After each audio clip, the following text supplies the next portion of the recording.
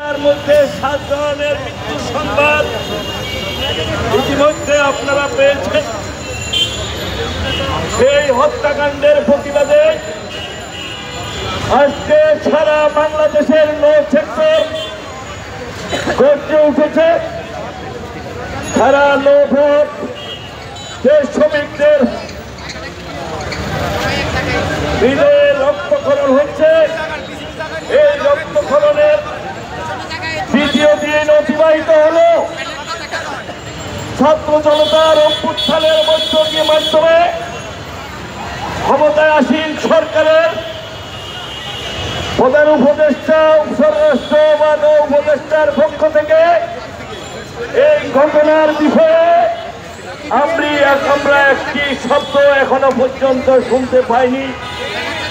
আমরা বুঝতে পারছি না তারা কেন নির্বিকার নৌযান শ্রমিকদের রক্তক্ষরণে এতগুলা জীবন্ত মানুষের হত্যাকাণ্ড তাদের হৃদয়ে একটু আছর করছে না। এর কারণ কি? আজকে এই ঘটনার প্রতিবাদ করতে টাঙ্গা নদীর কুমির টাঙ্গায় নেমে এসেছে। নৌ শ্রমিকরা আজকে রাজপথে বিক্ষোভ করছে। তাদের ভাইয়ের হত্যার উপযুক্ত প্রতিকার তারা চায়,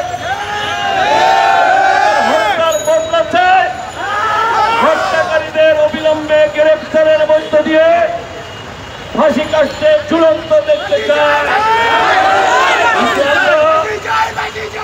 শ্রমিকদের গতকাল থেকে নৌ সেক্টর বন্ধ হয়ে যাওয়ার কথা ছিল।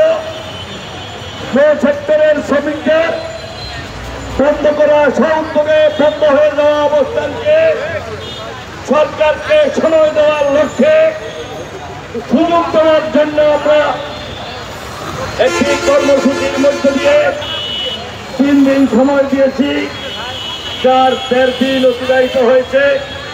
এখনো পর্যন্ত নৌ পরিবহন উপদেষ্টা, সড়ক রাষ্ট্র উপদেষ্টা অথবা প্রধান উপদেষ্টার পক্ষ থেকে এই ঘটনার একটি নিন্দা বাক্য আমরা শুনতে পাইনি। আমরা এর তীব্র প্রতিবাদ করছি। এই প্রতিবাদ সভায় থেকে আমাদের নেতৃবৃন্দ বক্তব্য রাখবেন।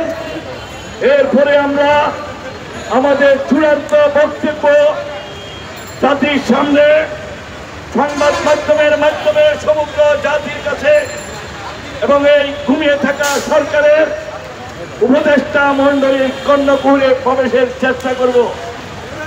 যদি নৌযান শ্রমিকদের বেঁধে দেওয়া 2 দিনের